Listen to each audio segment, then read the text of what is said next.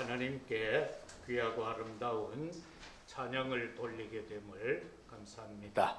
하나님의 사랑을 받고 그 사랑을 돌려드리는 오늘 이 예배가 되시기를 바랍니다. 시편 78편은 찬양대의 책임자였던 아삽이 지금 계속해서 고백하는 내용, 그리고 그 시대를 본 그 상황을 우리가 살펴보고 있습니다. 오늘 78편은 모세로부터 시작해서 다윗까지 이스라엘의 역사를 통해 후대에게 영적 교훈을 전달해 주는 역사시이고 또한 교훈시로 구성이 되어져 있습니다. 열조의 패역한 전철을 밟지 않기 위해 역사의 고비마다 나타난 하나님의 교훈을 준행해야 한다라는 그런 내용인 것입니다. 본론으로 들어가서 우리는 먼저 정리해 볼 것은, 우리가 삶을 이렇게 살아가다가 보면은 또 신앙생활 속에서 극한 어려움이 있을 수가 있습니다. 하나님, 왜 하필이면 이때에 나에게 이처럼 어려움이 있습니까? 라는 질문의 시간이 있겠죠. 바로 그 순간이 내게 역사되어질 하나님의 시간표다라는 것입니다. 그런가 하면은 신앙생활 속에서 환난이나 핍박이나 이러한 또 일들이 있는 것은 딴 것이 아니고 하나님께로 향할 이정표다라는 겁니다. 우리가 방향을 잡아서 가는 그 이정표 말입니다. 그런가 하면은 우리 지금 이 시간 예배 드리고 있는 우리 모두 렘넌트들과 그리고 우리 중직자님들, 우리에게 있어서 이 시간은 뭡니까? 바로 우리의 생은 하나님의 여정을 걸어가야 할 그러한 시간이다라는 사실입니다. 오늘 방금 하나님의 시간표 또는 하나님의 이정표 또 하나님의 여정이다라고 한 이 말을 생각할 때에 내가 결단을 안 한다면은 시간표도 필요 없을 것이고, 내가 결단을 안 하면은 하나님의 어떤 그 목표점을 향하여 그 표대를 향하여 갈 이정표가 필요 없게 될 것이고, 또 내가 걸어가야 할 여정 또한 필요한가라는 것을 생각할 수가 있습니다. 오늘 이 시간 저와 여러분이 예배를 드릴 때에 집중을 해서 정말로 답이 오든지 아니면은 내 마음에 평안이 깃들든지 이것을 저와 여러분들은 붙잡아야 된다라는 것입니다. 우리가 바울의 사역을 볼 때에도 바울은 그 어떤 사역의 현장을 놓고 출발하기 전에 꼭 기도를 합니다. 때로는 사도행전 16장에 보면은 기도하면서 길이 막힐 때에 기도하게 되고, 마게도냐 사람이 손을 흔들며 와서 우리를 도와달라고 할 때에 자기가 마음먹었던 그 이정표를 바꾸어서 하나님이 원하는 이정표로 방향을 돌리는 그런 모습을 보게 됩니다. 내 백성이여 내게 집중하라, 1절의 말씀을 가지고 제목을 잡았는데요. 그러면은 먼저는 하나님께 집중하는 방법은 무엇일까? 저와 여러분이 하나님께 집중을 하면서 살아야 돼요. 예배 드릴 때에도 우리의 마음이 분산되면 안 되고 하나님께 집중만 되면은 답이 오든지 평안이 오든지 둘 중에 하나는 오게 되어져 있습니다. 왜 집중을 해야 되는가? 특히 우리 아이들에게는요, 우리 렘넌트들에게는 어릴 때에 각인된 거, 이거는 영원히 갑니다. 어릴 때의 상처는요 끝까지 가거든. 그렇기 때문에 우리 아이들에게 어려서 무엇을 그 마음에 담게 하는가, 그 머리에 뇌에 무엇을 각인시키는가, 그게 엄청 소중한 것입니다. 그런가 하면은 어릴 때에 뿌리 내린 거, 그거는 틀림없이 열매를 맺게 되어져 있죠. 그런가 하면은 어릴 때에 아름다운 체질이 되면은 그것은 그의 인생의 운명을 바꿔버립니다. 그렇기 때문에 어릴 때에 각인시키고 뿌리 내리고 체질된다는 것은 엄청 중요합니다. 이게 복음으로 각인되고 뿌리 내리고 체질이 되어지게 된다면은 이런 렘넌트는 부모 도움 없이도 살아갈 수 있는 힘의 소유자가 된다라는 것입니다. 안 그러면 우리는요, 아이들 끝까지 돌봐줘야 돼요. 그죠? 끝까지 할매 품에 안겨 있는 저 어려서부터 시작해서 시집장가 가서 아버지가 어머니가 죽기 전까지 자식을 걱정해야 돼. 그거는 아니다. 정말로 우리 자녀들이 부모가 필요 없을 만큼의 힘을 가진 자녀가 되도록 어려서 각인을 시켜버려라. 그렇다고 해서 불효자가 되라는 말이 아니고 어릴 때 그렇게 해놓으면 지가 다 알아서 살아간다 그 말입니다. 그러면서 그런 녀석이 더 효자가 되고 효녀가 될 수 있다 그 말이죠. 그런가 하면은 렘넌트는요, 세상에 나아가서 이길 힘을 이 올바른 복음 각인을 가지고 나아가서 승리해야 돼요. 그런가 하면 어려서부터 각인된 것을 가지고 망대의 빛을 비추면서 세상을 치유하면서 살아갈 수 있는 우리의 후대들이 되어지게 하는 것은 하나님께 집중하는 방법밖에 없다라는 것입니다. 왜 그렇게 집중해야 하느냐? 사단은 계속해서 우리의 생명을 빼앗으려고 합니다. 어떻게 해요? 요한복음 8장 44절에 보면은요, 틀린 말을 가지고 속이는 말을 가지고 거짓말을 가지고 우리의 생명을 빼앗아 가려고 합니다. 여기에 자칫 잘못하면 어른도 속는데 아이들이 왜 안 속겠어요? 그죠?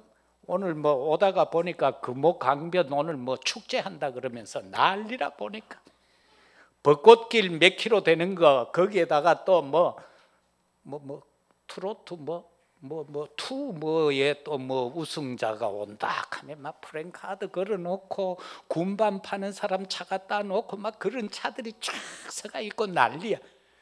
예배 마치고 가볼래요? 꽃길이 몇 킬로나 돼. 대구에 엄청 아름다운 길이 있는데 우리는 자꾸 저 어디 딴 데 거 생각하잖아. 우리의 가까이 거를 생각 안 하고. 자, 이렇게 말입니다. 우리 청소년들은, 우리 렘넌트들은 참 속기가 쉬워요. 옆에서 그저 조금만 달콤한 소리만 하면은 속아버려요.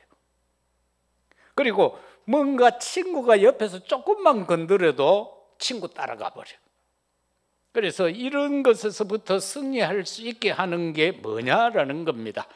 그 첫째는 들은 것에 집중하게 해라. 들은 것에.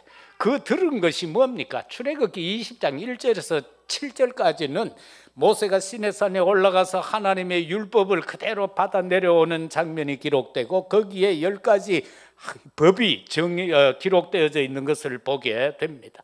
하나님이 직접 기록해 주셨죠. 모세를 통해서 선포하게 했죠. 광야에서 하나님과의 관계를 이렇게 맺으면서 살아가라. 그리고 광야에서 인간의 관계를 이렇게 갖고 살아가라는 것이 십계명이에요. 왜냐? 광야는 좀 혼란스럽잖아. 거기에는 뭐 질서도 없고 무법천지요. 그러한 상황 속에서 하나님과의 관계를 분명히 하게 하고 인간과의 관계를 분명하게 하는 거지요. 1계명에서 6계명까지는 하나님과의 관계, 7계명에서 10계명까지는 인간관계를 거기에 기록해 놓고 있는 것을 봅니다. 오늘 이 시대도 마찬가지입니다. 오늘이 우리가 어디 출애굽을 했습니까? 우리가 어디 물 없는 광야를 가고 있습니까? 왜 그런 소리 합니까? 아닙니다. 이 시대도 마찬가지입니다. 어려서부터 우리 아이들에게요, 이 십계명을 심어 넣어 줘버려야 돼요. 그래야 스스로가 세상을 이겨갈 수가 있습니다. 우리는 옛날에 어릴 때 그걸 막 외우면서 자랐어요. 요즘 모르겠어. 렘넌트들한테 십계명 외워보라 하면 외울지 모르겠어. 벌써 우리가 현장에 나아가서 하나님 편에서 살아갈 수 있는 지식이 없어져 버린 거예요. 그거 안 외움으로 인해서. 그래서 오늘부터 한번 외우게 해보세요. 명제, 명신이에게도 외우게 하고 한번 외우게 해보세요. 그러면은요, 그게 오늘 이 시대에 어떤 복음적인 100%다 아니다 그걸 떠나서 세상에 나아갔을 때에 그 세상의 문제가 환경이 내게 왔을 때 그것을 이길 수 있는 힘이 바로 그거다라는 겁니다. 그 아는 것이 없는데 어떻게 세상을 이겨갈 수가 있겠습니까? 그 다음에는요, 이 들은 것에서 지나서 그 다음에는 아는 거예요. 신명기 6장 4절에서 9절에 보면은 오직 유일하신 여호와 하나님이 말씀했는데 너는 마음을 다하고 뜻을 다하고 성품을 다해서 네 하나님 여호와를 사랑하거라, 그렇게 기록을 합니다. 그런가 하면은 하나님이 명하신 말씀을 마음에 새기게 해라. 그리고는 자녀에게 부지런히 가르쳐라. 자녀에게 가르치라는 거예요. 저희들이 제가 어릴 때에는 이래 부모님들이 가정 예배를 드렸어요. 가정 예배를 드리면은 성경을 한 장씩 읽으면서 전부 다 이래 한 절씩 뺑뺑 돌면서 읽어요. 그리고는 기도를 이제 자녀들에게 돌려가면서 시켰어요. 그러니까 그때 꼭 보면은요, 이 미래가 그대로 기도 속에서 나왔어. 둘째 누님은 맨날 기도시키면은 이 허다한 제자들을 가더니만 사모가 돼서 그 기도 그 속에서 그게 미래가 담겨 있단 말입니다. 내가 아무 생각 없이 하나님 앞에 하는 기도는요, 그게 내 미래가 그 속에 담겨 있는 거예요. 그렇기 때문에 우리는 기도를 할 때 정신 바짝 차리고 기도해요. 그래서 정말 이거를 이렇게 가르치고 부지런히 가르쳐야 돼요. 막 대충 야 이리 와라, 오늘 막 기도 수첩하자, 앉아라, 읽어라, 됐나, 포럼 뭐 써봐라, 이래 끝내지 말고 제대로 가르치란 말입니다. 어떻게 해요? 손목에 매어서 기호로 삼게 하고 미간에 붙여서 표로 삼게 하고 네 집 문설주와 바깥문에 기록해라. 이 말은 뭐예요? 네 스스로가 세상 살아갈 때에 말씀을 항상 염두에 두고 살아라는 겁니다. 이 신명기 6장 4, 9절을요 이스라엘 사람들은 종이에다가 써가지고 그걸 돌돌 말아서 손목에 매줬다는 겁니다.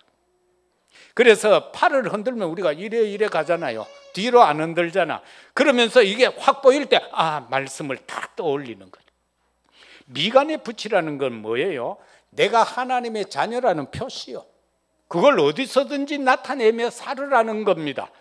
식당에서 밥 먹을 때 기도할 때에 두리두리번 살피고 눈 감고 기도하면 예수제이라는 것 회사에서 들킬까 싶어가지고 그냥 눈 번쩍 뜨고 하나님 이래가 밥 먹고 그래 하지 말고 그냥 할 때는 하얗뿌라 그 말이에요. 그리고 우리 집이 하나님을 믿는 집이라는 표시가 바로 뭐예요? 네 집 문 설주와 바깥문에 기록하라는 겁니다.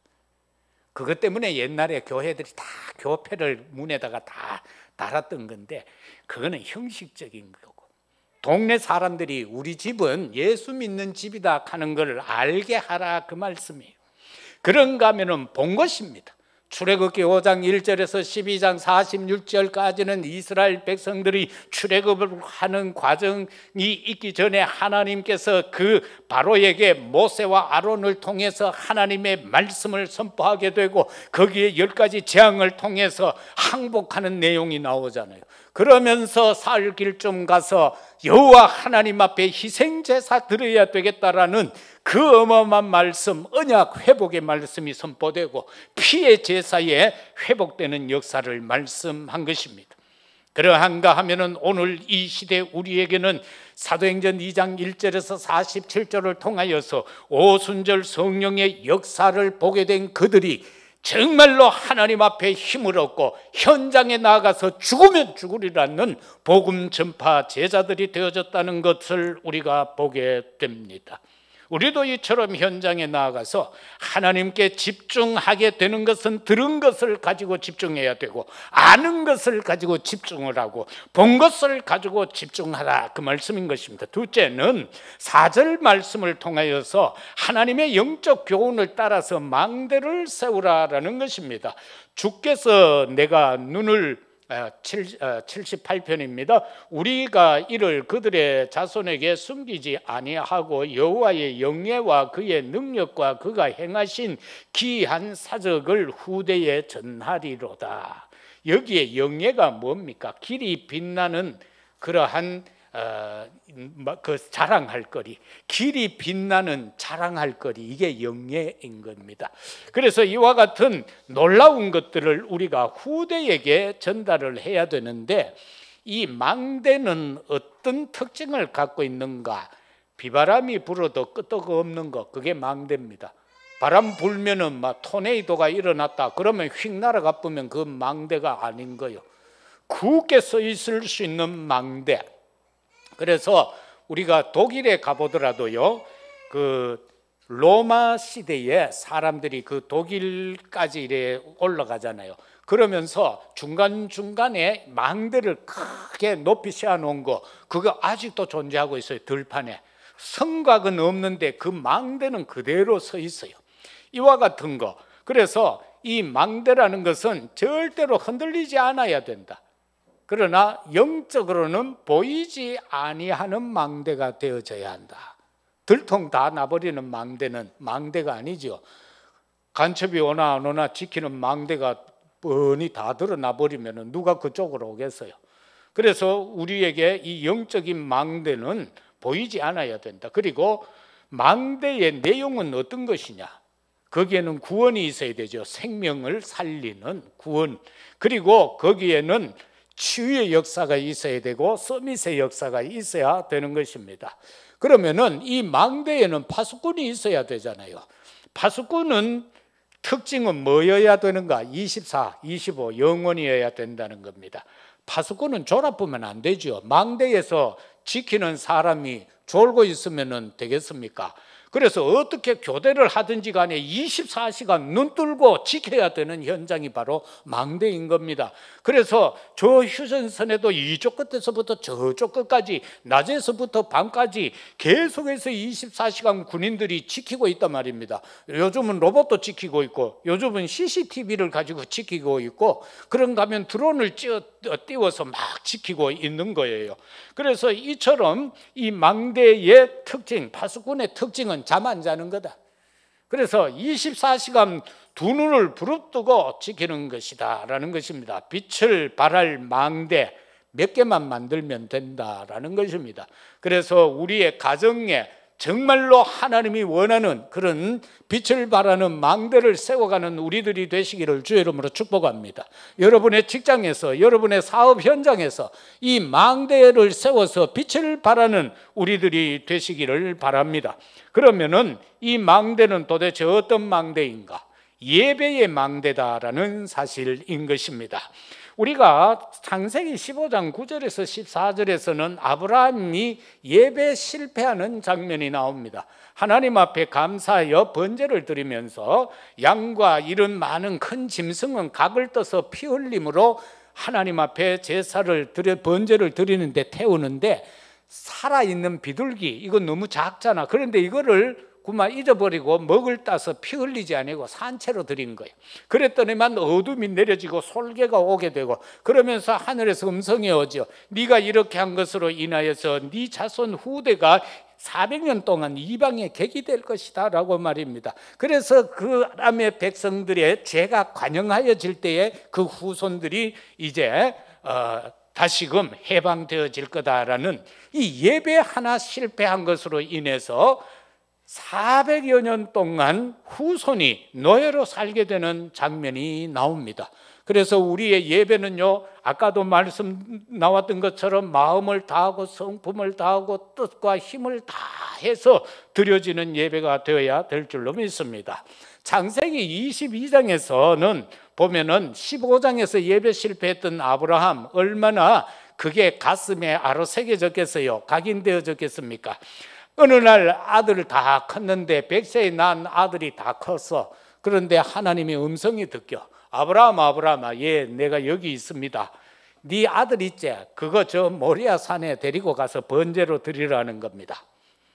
큰일 났죠. 그런데 전과 같으면은 아내하고 의논합니다. 하나님 이 칸인데 우리 어야만 좋겠노? 그러면 이거 틀림없이 사달랍니다. 그죠? 아나니아와 삽비라의 부부처럼 사달랐던 것처럼 사달라게 되어져 있어요. 그런데 이번에는 아브라함을 깨달았죠. 아내에게 말도 안 하고 종에게 퍼뜩 말합니다. 아들에게 말합니다. 우리 하나님이 제사 지내라 한다. 가자. 나무만 싣고 이제 출발합니다. 가는데 종이 말합니다. 왜 주인님 이 재물이 없습니까? 하나님이 다 준비해놨다. 그렇게 올라가서 이제 하나님 앞에 단을 쌓고 거기에다가 나무를 놓고는 아들을 묵습니다. 그리고 내려치려는 순간에 하나님이 다급하게 부르십니다. 아브라함 아브라함 됐다. 내 이제 네 믿음 알았다. 네 뒤를 봐라. 수장 한 마리가 숯불에 걸려서 뿔이 걸려서 퍼드덕거리고 있습니다. 그걸 대신 드렸습니다. 이처럼 결단을 하고 하나님 앞에 예배했던 아브라함, 그리고 자신이 번제로 드려져야 할 때에 도망가지 아니하고 순종함으로 단 위에 올라갔던 이 이삭, 여기에서 그들이 각자가 깨달았던 은혜는, 그 체험한 은혜는 어마어마했을 것입니다.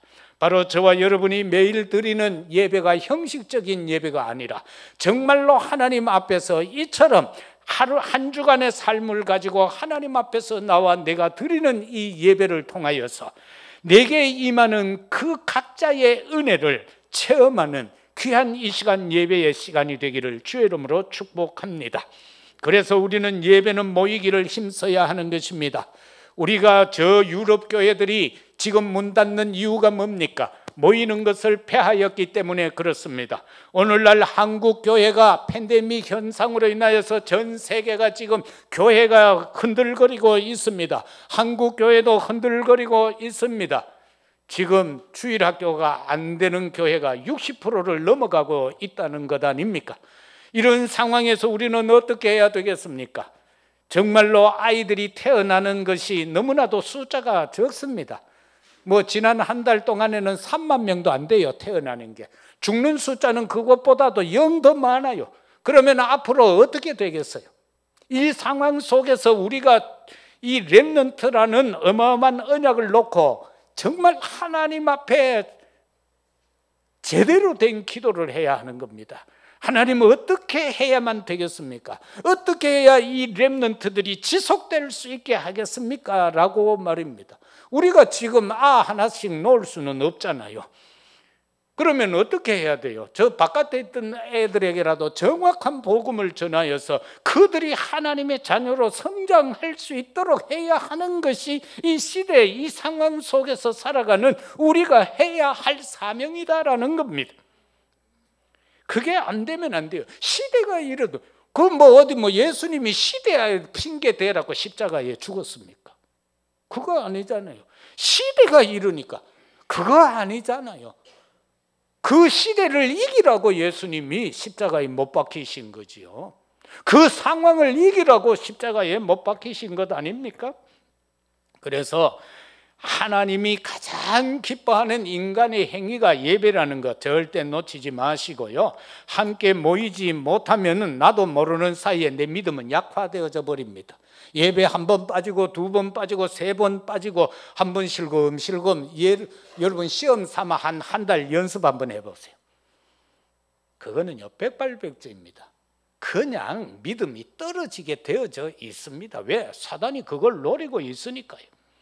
그래서 우리는 예배에서 답을 얻어야 하는 겁니다. 그 다음에는 기도의 망대입니다. 우리가 창세기 18장 16절에 32절에 보면은 주의 종이 아브라함을 찾아와서 이삭을 낳을 것을 예고해 주고 그러면서 소돔 고모라를 멸망하기 위하여서 간다라고 할 때에 아브라함이 그 소돔 고모라의 조카 롯이 살고 있는 것을 알고는 하나님 앞에 메어 달리는 장면이 나오잖아요. 의인 50명, 40명, 30명 자꾸 내려가지요. 나중에는 의인 10명만 있으면 멸망하지 않겠습니까? 그럼 좋다, 찾아봐라. 네가 의인 10명만 찾으면 나는 소돔 고모라를 멸하지 않겠다라고 했는데 의인 10명이 없어 소돔 고모라는 멸망하게 되어졌던 것을 보게 됩니다. 열왕기상 18장 30절 이하에서 엘리야가 갈멜 산상에서 영적 전투하는 장면이 나오고 있지 않습니까? 다니엘서 6장 10절에서는 다니엘이 지금 기도하면은 사자굴에 던져짐을 알면서도 그는 전과 같이 하나님 앞에 무릎을 꿇고 감사함으로 기도했다라고 기록하고 있지 않습니까? 에스더 4장 16절에서는 민족의 환난을 놓고 지금 히브리 민족이 다 죽게 된 상황에서 그가 3일 금식 기도하면서 한 말 아닙니까? 백성들도 함께, 우리 민족도 함께 나와 같이 기도해달라. 3일 금식 기도하고 내가 황제 앞에 나아가겠다. 죽으면 죽으리라는 각오로 나가겠다고 말입니다. 이게 기도의 망대. 그래서 민족을 살리는 귀하고 아름다운 역사가 일어난 것을 우리는 보게 됩니다. 그게 바로 부림절이라는 사건인 것입니다. 그런가 하면 사도행전 1장 14절에서는 3절에서 40일 동안 하나님께서 하나님의 나라의 비밀을 말씀해 주셨고 그 언약을 붙잡은 자들이 지금 여기에 모여서 열흘 동안 오로지 기도에 힘쓰는 장면이 나옵니다. 그 결과로 인하여 오순절의 놀라운 역사를 체험하게 되는 이것이 바로 기도의 망대다라는 사실입니다. 여러분도 여러분의 가정과 가문과 후대를 살리는 기도 망대의 주역들이 되기를 바랍니다. 교회 살리는 이 시대와 민족과 세계를 살릴 수 있는 바로 기도 망대의 주역들이 되기를 바랍니다. 우리가 237 나라 5종 종족 다 갈 수는 없습니다. 그래서 우리는 어떻게 해야 합니까? 시공간을 초월하는 하나님 앞에 드려질 수 있는 기도를 통하여서 우리는 세계 복음화를 감당할 수 있습니다. 우리는 비행기 타고 가지는 못하지만은 기도할 때에 우리는 저 아프리카 오지로 갈 수도 있습니다. 그래서 우리는 앞으로 기도하면서 각자가요 한 나라씩을 이렇게 정해 보세요. 우리가 지금 70제자 그러면서 70지역, 70종족, 70나라라는 것은 혼자서 할 수 있는 것이라고 했죠. 그래서 이걸 감당할 수 있는 하나님의 능력과 은혜와 축복을 우리가 응답으로 받아서 이 놀라운 축복을 누려가는 것. 그래서 내가 정한 그 현장을 놓고 기도할 때에 나는 가지는 못하지만은 하나님의 능력의 역사가 그 현장에 분명히 일어난다는 시공간 초월의 능력을 체험하는 우리들이 되어야 되겠습니다. 그런가 하면은 237 나라 5종 종족 살리는 것은 바로 이 기도 망대를 통하여서 이루어 갈 수가 있습니다. 그리고 한 달에 한두 번은 제가 여러분을 대표해서 또 해외로 여러 순방을 가고 사역을 가잖아요. 거기에 여러분이 기도로 물질로 함께하는 그것이 바로 함께 사역하는 것이다라는 것도 우리가 마음에 담으시기를 바랍니다. 그 다음에는 사역의 망대 아닙니까? 저와 여러분들이 정말로 우리 후대에게 전달해야 할 것은 사역의 망대인데 우리가 바울을 통하여서 보면은 바울은 어떻게 하고 있습니까? 사도행전 7장 1절에서 18장 4절에서 19장 8절에서 어디를 가든지 회당을 중심해서 바울은 복음을 전했다라는 것입니다. 오늘날로 하면은 그냥 뭐 학교다 이렇게 생각을 해도 되는데 이것은 어떤 종교적 집단으로 만들어진 것이기 때문에 이곳에 가서 정확한 복음을 전하고 아이들을 살렸다라는 것을 보게 됩니다. 그런가 하면은 사도행전 19장에서 나오는 것처럼 21절입니다. 31절이 아니고 사도행전 19장 21절, 23장 11절, 27장 24절 로마에 관계되는 것 아닙니까? 내가 로마도 보아야 하리라. 그리고 내가 예루살렘에서 증거한 것처럼 로마에서도 증거하여야 하리라. 내가 가이사 앞에 서야 하리라라고 말입니다. 이것이 바로 사역의 망대인 것입니다. 그런가 하면 사도행전 13장과 16장과 19장을 통하여서 그 무속인에 사로잡혀 있는 정치인들을 살리고 그 무속인을 건져내고 저 많은 귀신 들린 여인을 고침으로 인하여서 그에 관계되어져 있던 그 감옥에 있던 간수들과 그 가족을 살려내는 역사, 그리고 에베소의 놀라운 우상 숭배의 현장에서 복음을 전하여서 그것도 2년 동안 집중하여 복음을 전하였을 때에 거기에서 일어났던 어마어마한 사건을 우리는 볼 수 있지 않습니까? 현장에서 내가 어떻게 해야 되겠다라는 그 결단, 그것이 바로 사역의 망대인 것입니다. 그런가 하면 우리는요, 이명 계약의 망대의 축복을 누려야 합니다.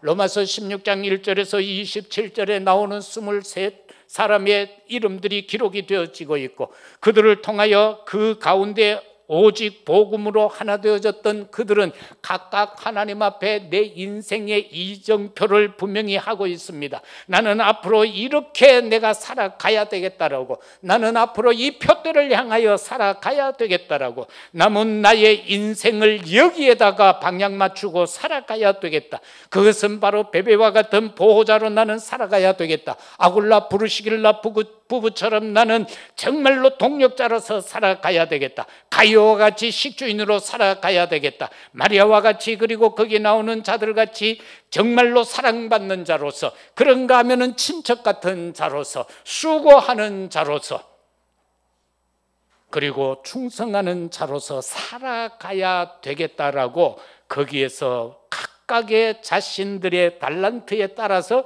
나는 이렇게 살아가야 되겠다라고 하는 것을 보게 됩니다.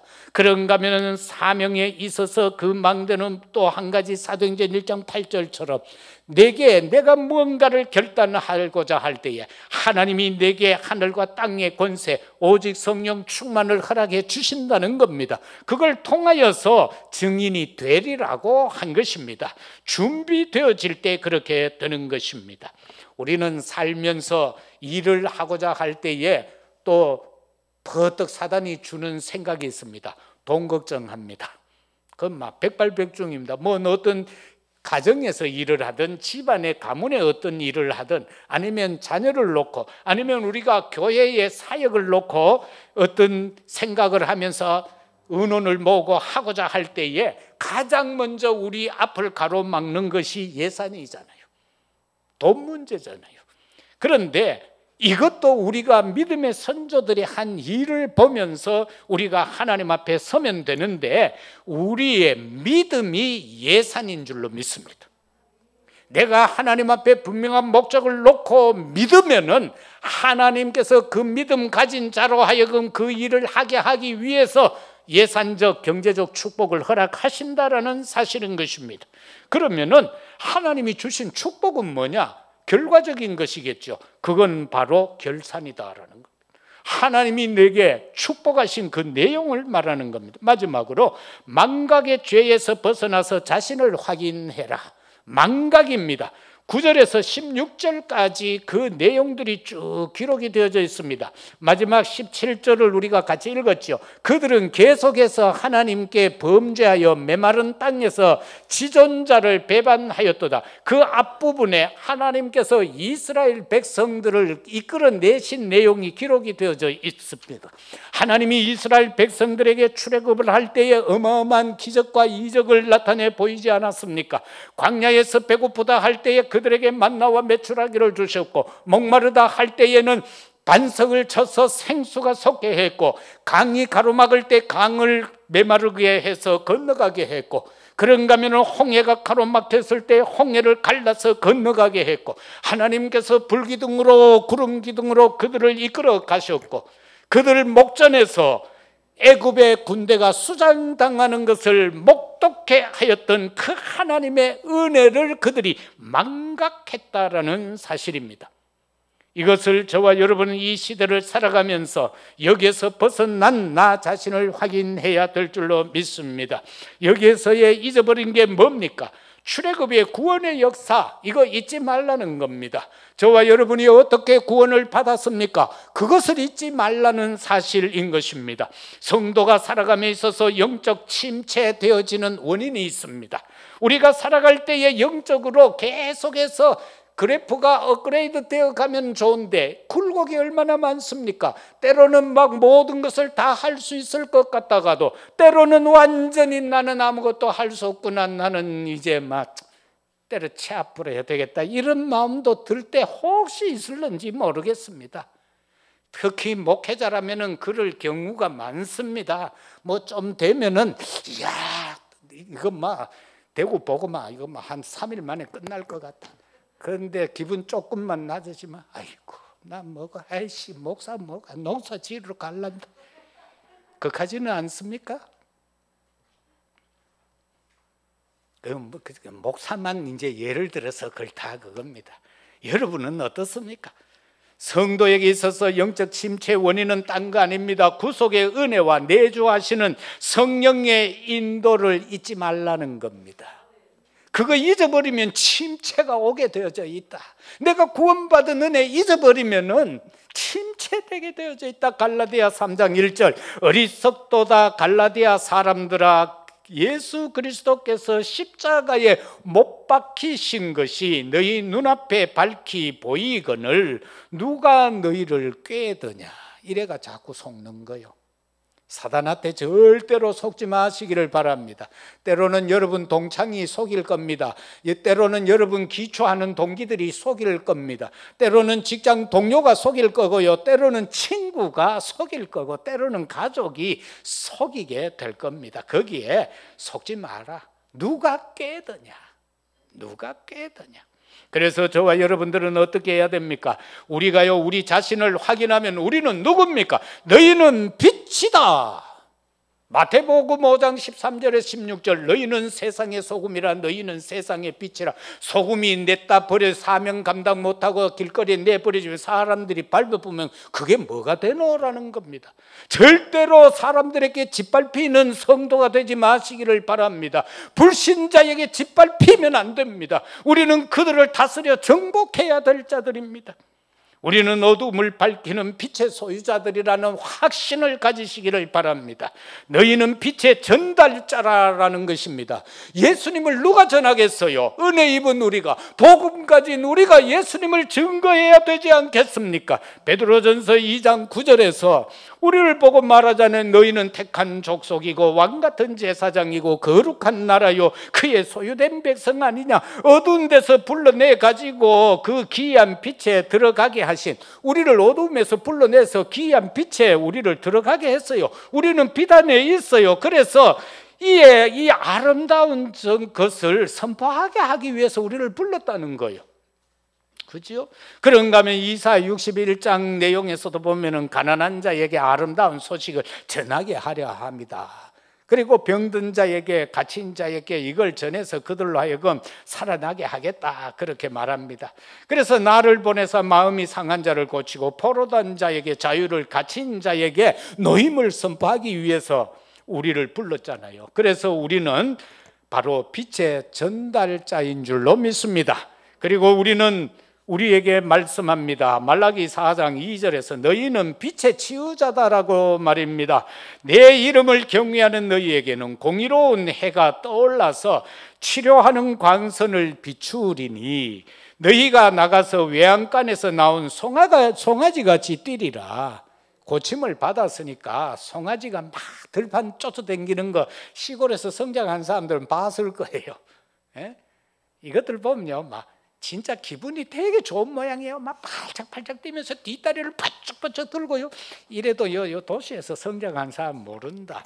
의성군 춘삼면 효선 1구 덕동 896-2번지에서 살아난 저는 알지만은 그리고 저쪽에 저 안동 꼴짝에서 살아난 우리 천장누님은 그거 알 거예요. 꼴짝 사람들만 아니라 이게 막 팔짝팔짝 뛸 때 보면요 진짜 신나요. 바로 우리가 그렇다라는 거예요. 치유받아가지고 막 송아지 뛰는 송아지 같다라는 거예요. 그리고 그 사명을 또 감당하라는 거예요. 병든 자 고쳐가지고 그들이 막 현장에서 팔짝팔짝 뛰도록 만들어라라는 것입니다. 말씀 맺겠습니다.